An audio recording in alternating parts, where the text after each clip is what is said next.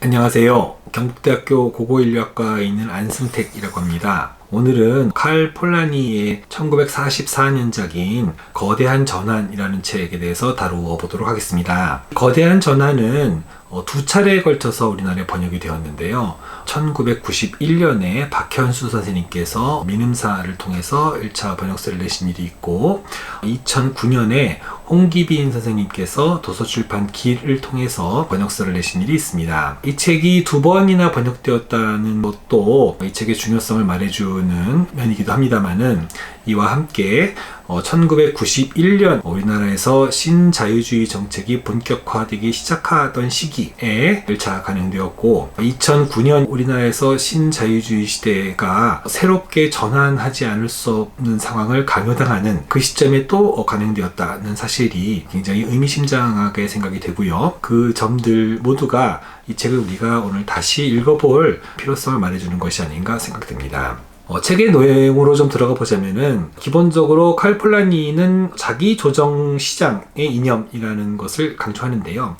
그 자기조정 시장의 이념이라는 것은 아주 순진한 유토피아적 환상으로 자본주의 시장 경제가 확대되는 속에 점차 지배적인 생각으로 우리 사회 안에 자리를 잡게 되고, 그것이 진행되면 될수록 그 한 사회에서 인적, 자연적 바탕이 쑥대밭이 되어간다, 이런 생각을 기본적 입장으로 가지고 있습니다. 자기조정 시장 이념의 지배와 관련하여서 그것이 생산 과정에 미치는 변화가 무엇인지를 생각해 보면은, 일단 두 가지 정도 생각해 볼 수 있는 것 같습니다. 하나는 팔 수 있는 것은 뭐든지 내다 판다 라고 하는 생각이라고 할 수 있겠고, 다른 하나는 팔 수 없는 것은 팔 수 있는 것으로 바꿔서 팔 수 있는 것을 생산하는 식으로 바꿔나간다, 이런 식의 생각이라고 할 수가 있을 것 같습니다. 이것은 시장이라고 하는 삶의 패턴에서 나타나는 교역 원리가 지배하게 되는, 세계가 열림으로써 이러한 상황들이 벌어진다고 할 수가 있겠는데요. 시장의 패턴, 교역의 원리가 지배하는 사회라고 하는 것은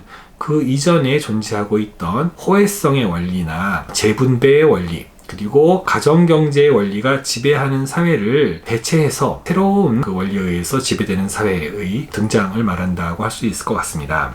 가구경제의 원리라든가 호혜성의 원리라든가 또 재분배의 원리라고 하는 것은 경제 그 자체의 목적을 위해서 생산 과정이 조직되는 것이 아니라 여러 가지의 사회적인 목적을 위해서 생산 과정이 조직되는 그런 사회를 의미합니다. 반면에 이 교역 원리가 지배하는 사회라고 하는 것은 사회적인 목적을 위해서 생산하는 것이 아니라 경제를 사회로부터 뜯어내서 경제 자체의 목적만을 위해서 생산하는 사회로의 전환을 의미한다고 할 수가 있는데요. 이러한 아주 그 놀라운 또 엄청난 전환이 이루어질 수 있는 것은 소위 허구적인 상품의 대두에 의해서였다라고 칼 폴라니는 설명합니다. 이 허구적인 상품이라는 것은 원래 상품이 아닌 것이 상품으로 바뀌는 그런 과정을 의미하는데요. 인간의 일부로서 상품이 아닌 노동이 상품으로 되고, 또 자연의 일부였던 토지가 상품으로 되고, 그리고 사회의 일부였던 화폐가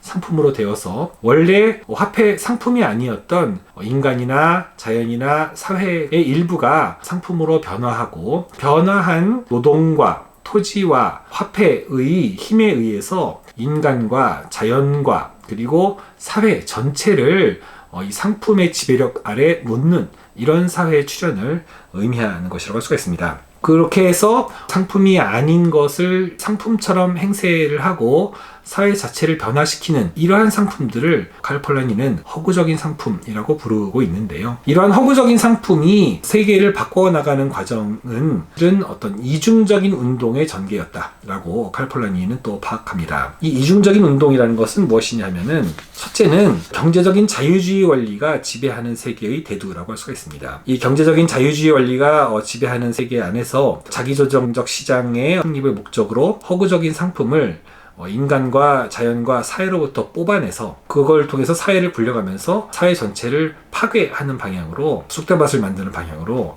세계가 변화해 나간다는 것입니다. 이중적인 운동의 두 번째 방향의 운동은 사회 방어의 원리가 작동하는 운동이라고 할 수가 있는데요. 그것은 생산 조직은 물론 인간과 자연, 세계 전체가 상품의 힘에 의해서 파괴되는 과정으로부터 자연과 인간과 사회, 세계 전체를 보호하기 위해서 그 상품화의 힘에, 경제적 자유주의 원리의 힘에 저항하는 그런 운동이 벌어진다는 것입니다. 이러한 경제적인 자유주의의 원리에 지배받는 운동과 사회 방어의 원리에 의해서 지배받는 운동이 동시에 진행되는 과정이 또한 허구적 상품이 지배하게 되고 자기조정의 시장의 힘에 의해서 통제당하는 그런 사회의 모습이라고 할 수가 있습니다. 경제사 전체 자체의 흐름으로 본다면은 1920년대까지는 자기조정 시장의 이념을 신봉하는 경제적 자유주의의 전성기의 시대였다고 할 수가 있습니다. 그러나 1929년을 기점으로 각국의 통화가 신뢰성의 위기에 빠지면서 금으로의 태환 능력을 의심당하고, 그래서 화폐가 가치 하락을 거듭함으로써 상품에 대한 구매력을 의심받게 되고, 이것은 세계 경제를 흔드는 위기로 전환이 되면서 소위 말하는 1940년대의 대공황의 시대가 닥쳐오게 됩니다. 대공황의 시대에 들어서면서 경제적인 자유주의의 원리, 그리고 자기조정적 시장의 이념이라는 것은 본격적으로 이제 붕괴를 하게 되고, 그에 대해 반대 방향의 운동이 힘을 얻게 됩니다. 그리고 반대 방향의 운동이 1940년대에는 아주 강력한 것으로 대두를 하게 되면서 경제적 자유주의는 심각한 패배를 맞이하게 됩니다. 이것이 소위 케인즈주의의 시대이기도 하고, 또 우리가 브레튼 우드 체제의 탄생이라고 부르는 시대의 개막을 알게 됩니다. 칼 폴라니의 거대한 변화는 바로 이 시점에서 작성되었습니다. 따라서 여기에서 거대한 변환이라고 하는 것은 한편으로 호혜성과 재분배, 그리고 가정경제의 원리가 지배하던 그러한 시대로부터 교역의 원리가 지배하고, 이어서 자기조정적 시장의 이념을 모두가 신봉하는 시대로의 전환을 의미하는 것이기도 하지만은, 동시에 1940년대의 시점에서 경제적 자유주의의 전성기가 종언을 고하고 새로운 시대로의 전환을 하고 있음을 전망하는 그러한 뜻도 거기에 담겨 있지 않은가 생각이 됩니다. 따라서 이 책을 읽어보면 자유주의 시장 경제의 세계에서 자기조정적 시장에 대한 어떤 이념이 폭주하면서 사회와 세계 자체를 파멸로 몰고 가는 상황에 대한 암울한 묘사들이 지배적인 정조를 이루고 있으면서, 동시에 2차 세계대전이라고 하는 폭풍과도 같은 세계적인 전쟁의 와중에서 그럼에도 불구하고 어떤 희망을 찾아내고 또 그것을 보려고 하는 미래를 향한 의지 같은 것들을 관찰할 수도 있습니다. 이 책에서 폴라니는 아직 그 전모를 포착하고 있지는 못했습니다만은, 아까 말씀드렸던 브레튼 우드 체제 아래에서 새롭게 만들어지고 있던 사회는 미국의 달러화가 국제 기축통화로 존재하면서 금으로의 태환을 보장하고, 그래서 세계에서 유통되는 각국의 화폐들이 달러화에 대해서 고정 환율을 유지함으로써 안정성을 보장하려고 하는 그러한 국제 금융 질서의 수립을 의미하는 그러한 시대이기도 했습니다. 그런데 이 브레튼 우드 체제의 시대라고 하는 것은 동시에 그 이전까지는 법에 의한 적절한 보호를 받지 못하고, 소위 마피아 같은 세력들이 아니고서는 자기를 보호해줄 수 있는 외부 세력을 갖고 있지 못하던 노동 세력이 국가와 기업과 타협을 이루면서 국가와 기업과 노동자 간의 협력적인 체제가 만들어지는 그러한 시대이기도 합니다. 이 시대는 지역사회의 공동체, 커뮤니티에 관한 어떤 이상을 가지고 있었는데요. 그 이상이라고 하는 것은 노동자는 기업이 보호를 하고, 그 노동자의 가족은 이웃들, 지역사회가 같이 지켜나가고, 그리고 노동자의 자녀는 학교가 맡아서 책임을 지고, 그리고 노약자라든가 생산 과정에서 이탈한 그런 사람에 대해서는 국가가 보호를 하면서, 이들이 금요일 밤에는 예컨대 펍이라든가 바 같은 지역사회의 술집에 가서 술을 마시고, 주말에는 지역사회 스포츠클럽에서 스포츠를 즐기고, 아니면은 일요일에는 지역사회 교회에 가서 예배를 보고 하는 식의 안정적인 지역사회 커뮤니티에 대한 이상을 실현해 나가려는 복지국가의 어떤 모습을 가지고 있었습니다. 그런데 문제는 그러한 1930년대, 40년대에 만들어진 복지국가의 이상적인 지역사회 커뮤니티의 모습이라고 하는 것이 백인 남성 노동자 중심의 중산층 이념에 기반을 둔 것이었고, 그것은 흑인이라든가 여성이라든가 소수민족 출신의 이주자 집단이라든가 혹은 미국 아메리카 본토인이라든가의 어떠한 그 정당한 권리에 대한 배제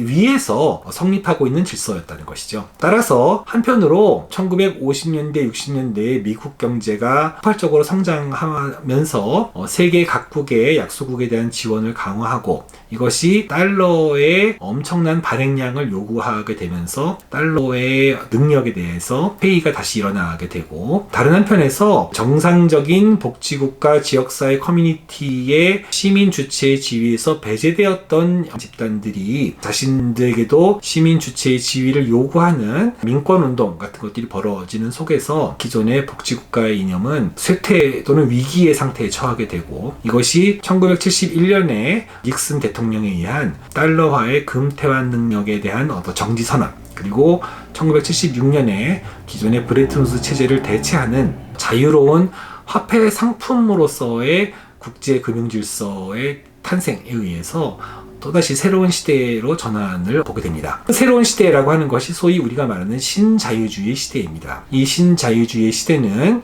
영국에서 마거릿 대처 수상이 집권을 하고 1979년의 일이었죠. 그리고 이어서 1980년에 로널드 레이건 대통령이 미국에서 집권을 하면서 세계 질서의 기본적인 이념으로 자리를 잡게 되는데요. 그렇게 만들어진 시대는 경제에 대해서 무한의 자유를 보장하고, 그렇게 자유롭게 벌인 경제활동에 대한 책임을 모든 경제 주체가 무한하게 짊어지는 사회를 요구하는 것이기도 했죠. 그런데 그 상황들 이후에 실제로는 1980년대에는 남미에서 금융 경제 위기가 벌어지고 1990년대 말에는 한국의 IMF 위기를 포함하는 아시아 금융 위기가 전개가 되었으며 2007년, 8년에는 소위 서브프라임 모기지 사태라고 하는 세계 경제 자체를 10년간의 장기 불황으로 몰아넣는 미국의 금융위기 사태가 일어나기도 했습니다. 그래서 무한정한 경제 주체의 자유와 또 무한정한 책임을 요구하는 신자유주의 시대라고 하는 것이 가지고 있는 어떤 그 위기의 본성이라는 것이 마각을 드러내는 양상을 보게 됩니다.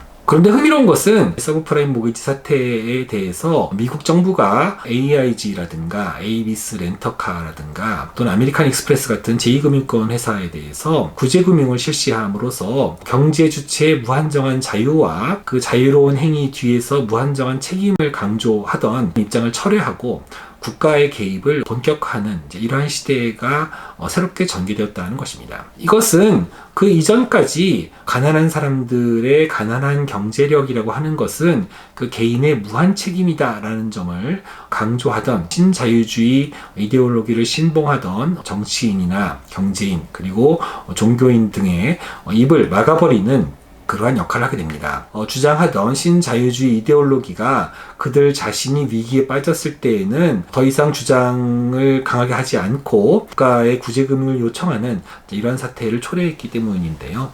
이것이 우리가 아직 그 전모를 파악하고 있지 못한 신자유주의 이념의 붕괴를 알리는 시대의 하나의 신호등이 되고 있다라고 생각이 됩니다. 그렇게 본다면은 폴라니가 이 거대한 전환을 저술하던 1943년의 어떠한 시대적인 성격, 경제적 자유주의 시대로부터 경제에 대한 국가와 사회의 책임을 주장하던 시대로의 전환이라고 하는 것이 2010년대 신자유주의의 이데올로기가 일정하게 위기에 처하면서 국가와 사회의 경제 주체에 대한 책임을 새롭게 요구하는 시대의 흐름과도 마주 닿아 있다고 생각이 됩니다. 그것이 아마도 우리가 이 시점에서 1943년의 저작인 거대한 전환을 다시 읽어봐야 되는 중요한 이유가 되지 않을까 생각됩니다. 이상으로 거대한 전환, 칼 폴라니의 저술에 대한 이야기를 마치겠습니다. 감사합니다.